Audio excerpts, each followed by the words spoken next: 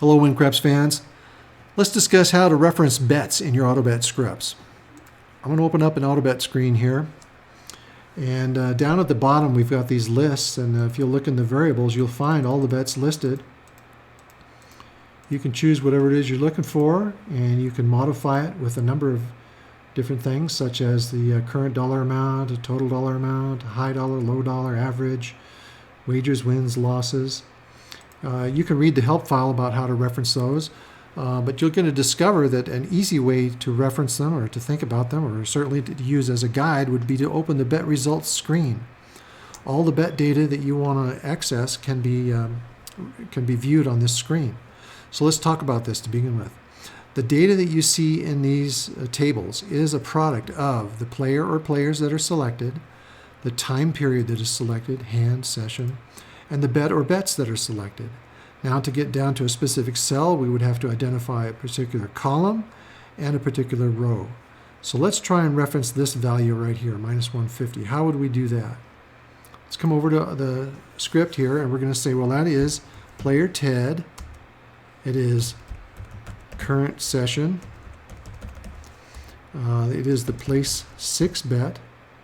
It's in the column net, and it's in the row called total dollar, total amount. Let's set all those equal to check stack 1. We're going to activate it. And now let's open a check stack screen to see what we got. It says minus 150. Minus 150 is what we were looking for. Now, these items here that we typed or wrote down, they don't have to be listed in any particular order. Whatever order makes sense to you, whatever sounds the best, or whatever order you just happen to write them down in, that's just fine. The game can figure it out, and it's going to come up with the same values.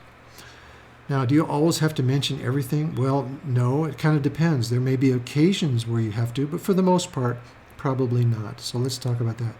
One of these pieces of information is vital, it's crucial, and that is the name of the bet. If you don't enter the name of a bet, you're not going to get any bet data. So that you have to put in. Everything else can be omitted, and it will go to a default value. And if what you want is that default value, well, you certainly don't need to repeat it. You could, it won't hurt, but it's kind of nice to get rid of some of that stuff. So let's start with the player. If you omit the player, then the game is going to default to whoever's script is referencing it. So this is Ted's script. So Ted doesn't have to mention his own name to reference a bet. If he doesn't mention any name, it's going to default to himself. So we can omit that. Now what about the time amount? If you don't mention a time period, it's going to default to current session. So since we're looking at current session here, we can just omit that. It will automatically default there. So what we're left with is the name of the bet plus a column plus a row. So if I'll reactivate that, you can see it still comes up with minus 150, and that's what we're looking at here. Now, what if we start omitting some of the other things? What if we omit the column reference? Now what it's going to do is the game is going to say, well, you're not mentioning a specific column, so I'm going to default all the way down to wagers. That's the very first column. Let's try and do that. It comes up with a value of 1242. So if we look at wagers column for total dollar row, it's 1242. That's where we get that. Now what if we omit the row reference as well? Now what it's going to do is it'll still go to the first column. It's also going to try to go up to the first row, but in this case we're actually going to make it the second row because that just seems to be the best usage in the game. So if I'll reactivate this, we can see it comes up with a value of 6. That's the current amount on the place 6 bet. And when you think about it, if I were to mention to you, look at the place 6 bet, we're talking about the current amount. We're not talking about what it won before, and so it just works out very nicely. Now what if you did mention a column but not a row? Well, this time it's going to default down to last roll dollar amount. So, and if you mention something other than a wagers, you're in a column out here that doesn't exist up here for tender. It only has wagers, so it's got to be somewhere down here.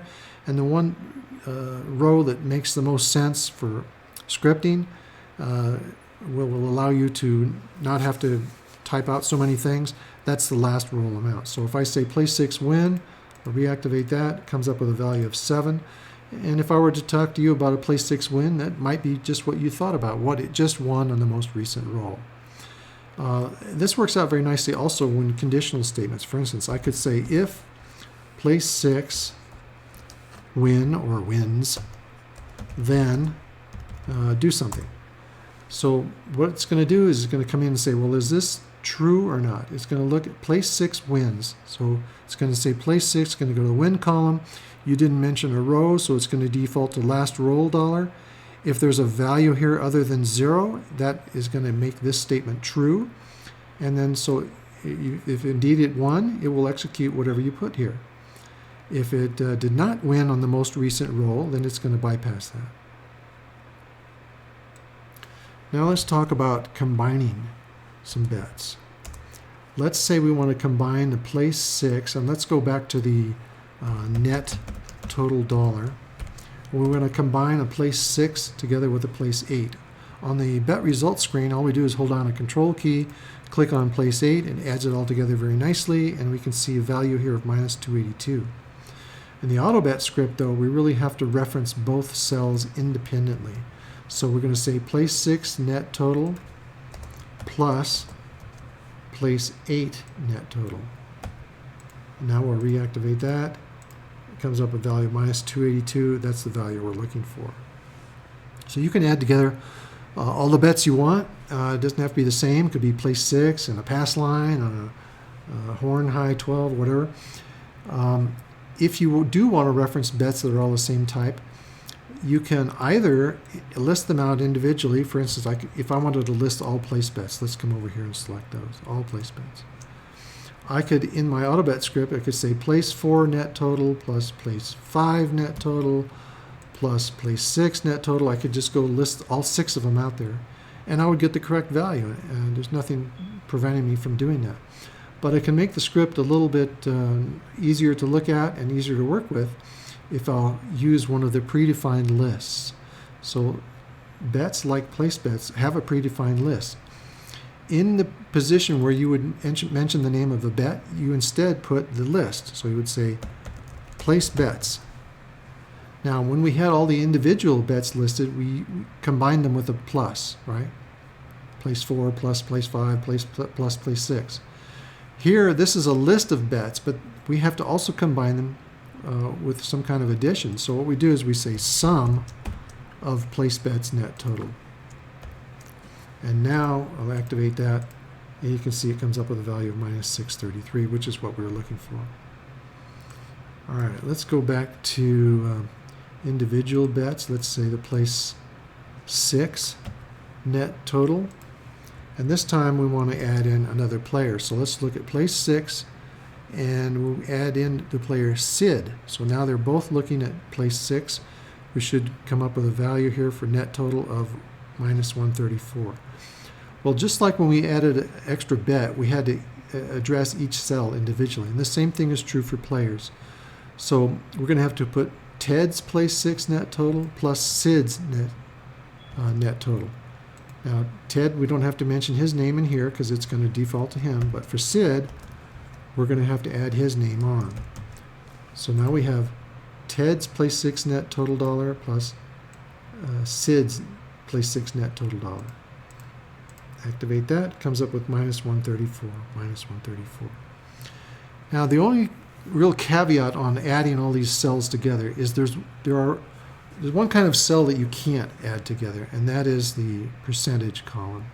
You can reference an individual cell. For instance, if I look at the net percentage total dollar place 6 for Ted, and I reference that here as well. Place 6, Ted, I come up with minus 120773, and that's what it shows down here. That's fine. It's an individual cell. But if I try to combine some cells, like let's say now we want to look at place 6 and the place 8 combined, we should be looking at a value of minus 11.0849. If we do that up here, Control C to copy, Control V to place. We'll turn this into a place 8, and then we'll reactivate it, and it comes up with 222155. That's way off the mark. Now, why is that? because it's adding together the individual cells for percentage. So if we look at place 6, it's minus 12. Place 8 is minus 10. Combine those, you get minus 22. So it's doing what we asked of it. But that's not really the value we need here. This value here is a function of the net amount won or lost divided by the total wagers. So if we want to combine bets, or players for that matter, and add percentages, we have to in fact go all the way back to the basic math, and we have to do the individual cells. So we would say place 6 net total plus place 8 net total, and we want to divide that by the total amount wagered. So let me just copy this and paste it here. Now we'll take away net. Now we're not going to mention a column, because remember, if we don't mention a column, it's going to default to wagers. So we're going to be looking at place 6 total wagers plus place 8 total wagers. All right, so let's reactivate that. And now we get a value of 0.1108. That's, in fact, the value we're looking here. We could multiply by 100 to get the percentage over here. So 11.0849. Okay, one thing I want to mention here is in the tendered box, both the current and the prior rolls, these are referencing the tabled amounts that you see out on the table. They do not include any VIGs. So if you're referencing, for instance, a buy 4 bet, it's going to show you the amount that is on the buy 4 bet, current and prior. It's not going to include the VIG. When you look down on the resolve table, that's a different story. There it is including the VIG. So you would see the total amount and win and loss, they'll all be accounted for with the VIG. The prior roll, in case you're not familiar with it, that refers to what was on the table on the previous roll. It doesn't mean it won, it doesn't mean it lost. You're going to have to look down in here to figure that out. But it just means it was on the table. So there may be times when a bet does not resolve, but you want to reference its value, either its current value or its prior roll value. And you can do that through here.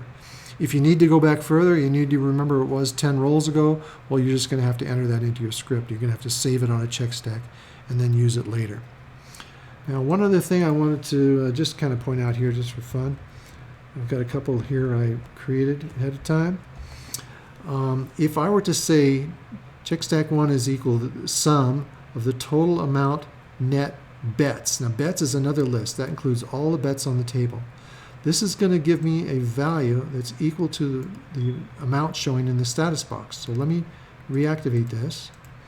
And it's showing now check stack 1 is minus 640.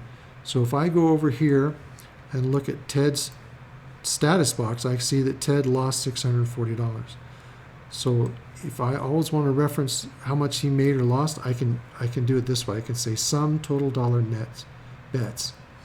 Now, if Ted's been there the whole time and he's not made any ATM transactions, then you can use the beginning bankroll and the bankroll. So, for instance, you could say bankroll minus beginning bankroll. That's going to come up with the same value here.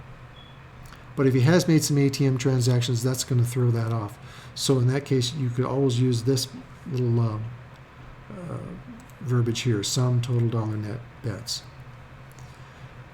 This other one here, let's say you want to find out how much you won on the last hand. You wouldn't want to say current hand, because when a player sevens out, it starts a new hand. So if you want to reference how much a player won on the hand that just finished, that you would say last hand. So if you said sum total dollar net bets last hand, that's going to tell you exactly how much you won or lost on the previous hand. So I hope that's helpful, and good luck in your auto bet scripting. Talk to you later.